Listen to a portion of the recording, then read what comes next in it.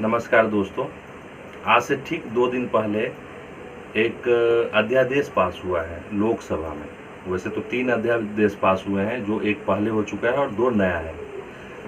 इसको गवर्नमेंट बता रही है कि ये किसानों के सपोर्ट में, किसानों को बेहतर फ़ायदे के लिए हमने किया है। लेकिन इसी के बारे में हम लोग बात करने के लिए आए हैं और इसका 1-2 पक्ष में रखना चाहूँगा आप लोग के सामने।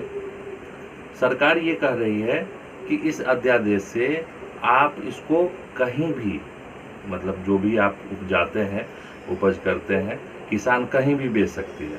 तो ये तो पहले भी था, तो नया क्या है इसमें? नया तो कुछ भी नहीं है। तो ये इस बात को कहने में सरकार या तो कहीं ना कहीं झूठ बोल रही है, या कहीं ना कहीं कोई ना कोई ट्रिक कर रही है इसके पीछे। क्योंकि सरकार को जब स्वामीनाथन का रिपोर्ट पेश किया गया था, जो 1.5 गुना MSP, मिनिमम सपोर्ट प्राइस बोलते हैं इसे, जो बोला गया था कि अगर किसान कुछ भी उपज करता है, उसमें अगर 1000 रुपये का लागत लगता है तो 1500 के रेट पे वो बेचेगा। ये मिनिमम सपोर्ट प्राइस है। और अगर कोई उससे नीचे बेचता है, मतलब कोई उससे नीचे खरीदता है, तो उसके ऊपर जो है गवर्नमेंट कार्रवाई करेगी। मतलब उस पर कोई कानूनी नहीं लाया था कि हम उसको जेल में बंद कर देंगे या हम उसके ऊपर कोई ऐसा कार्रवाई, सिर्फ बोलने के उसमें था कि हम उसके ऊपर कार्रवाई करेंगे। तो रियल अगर हकीकत आप देखिए तो 1.5 गुना तो छोड़ दीजिए, जो लागत है कहीं लागत से भी कम में लोगों को बेचना पड़ रहा है। अगर हाल में ही अगर हम देखें तो मक्का किसान का देख लीजिए, MSP 1760 रुपये है, लेकिन अभी बिहार के अंदर कितने में बिक रहा है? 850 से 900 रुपये के रेट में वो बिक रहा है। तो MSP का तो 1.5 गुना छोड़ दीजिए। और मोदी सरकार का ये था कि 2022 तक इसको डबल करेंगे किसानों के लिए, लेकिन डबल छोड़ दीजिए, 1.5 गुना छोड़ दीजिए, जो लागत है वो भी नहीं मिल रहा है। और अब एक नया चीज़ आ गया। नया चीज़ क्या है कि ये जितना भी कवायद था इनके पीछे कि डबल करेंगे और 2022 तक हम कर देंगे, तो मोदी सरकार को समझ में आ गया कि 1.5 गुना तो हम कर ही नहीं पा रहे हैं, तो डबल कहाँ से कर देंगे? जो 2022 आने वाला है, 20 के एंड पे हैं हम लोग, तो कहाँ से कर पाएंगे? तो ये सारा सिस्टम को ही उन्होंने चेंज कर दिया। कैसे कर दिया? इनको निजीकरण करके। अब वो बोल रहे हैं कि मंडी जो है कॉरपोरेट को दे देंगे और उस तरीके से हम लोग करेंगे और आज़ादी होगी। आज़ादी तो खैर पहले भी थी, लेकिन अब कौन सा नया आज़ादी आएगा, ये पूछने का एक विषय है। और अगर ये कॉरपोरेट कर दिया जाएगा तो आप ये सोचिए कि फिर तो वो 1.5 गुना और 2 गुना MSP की तो बात ही भूल जाइए। जो कॉरपोरेट लोग डिसाइड करेंगे, पॉलिसी जनरेट करेंगे कि हम इतना देंगे, अब मजबूरी में उतने में ही बेचना पड़ेगा, क्योंकि कॉरपोरेट के पास इतने बड़े बड़े लॉयर हैं जो उसके बीच में तो आप आ ही नहीं पाएंगे किसी भी तरीके से।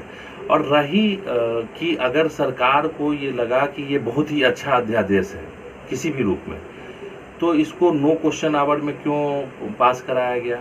इस पे चर्चा क्यों नहीं किया गया? पिछले लगभग 3 सालों से 200 से ऊपर ऐसे किसान संगठन हैं, जो किसान संगठन हमेशा यात्रा कर रही है, लोग किसान के बारे में सोच रही है, बातें कर रही है, आंदोलन कर रही है, सरकार को सजेशन दे रही है।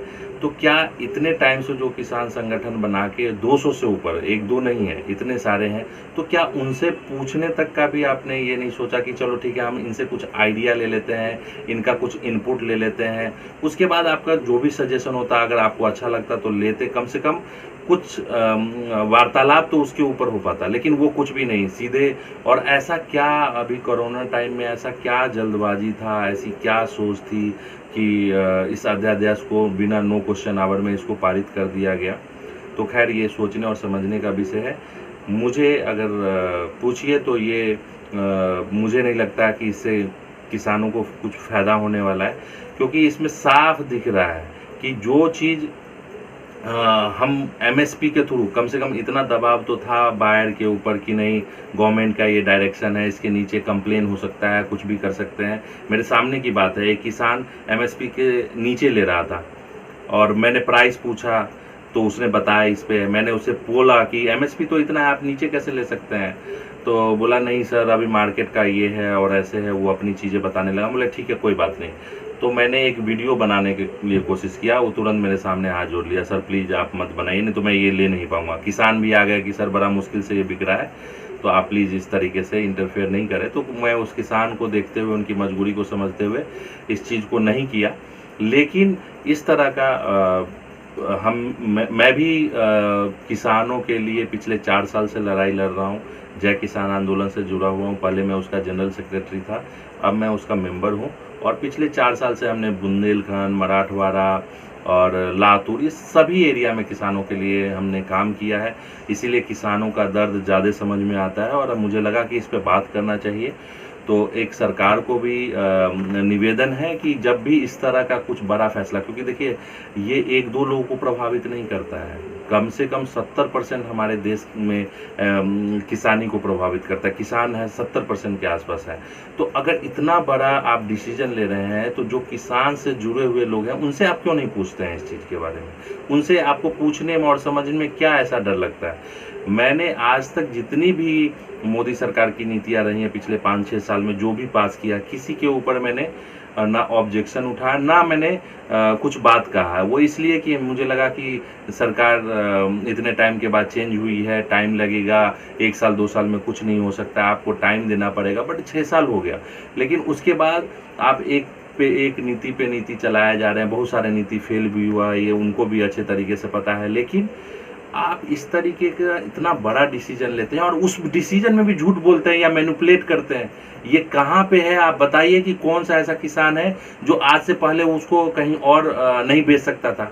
वो किसान चाहे दिल्ली बेच सकता था, वो किसान चाहे पटना के मंडी में बेच सकता था, वो किसान चाहे किसी को भी बेच सकता था। ऐसा तो कहीं कोई पाबंदी ही नहीं था। तो आप इस चीज़ को लिख रहे हैं तो ये कितना, मतलब किस सोच के आधार पे लिख रहे हैं? तो बस इस पॉइंट पे आप लोगों से बात करना था, कुछ अवेयर करना था। धन्यवाद।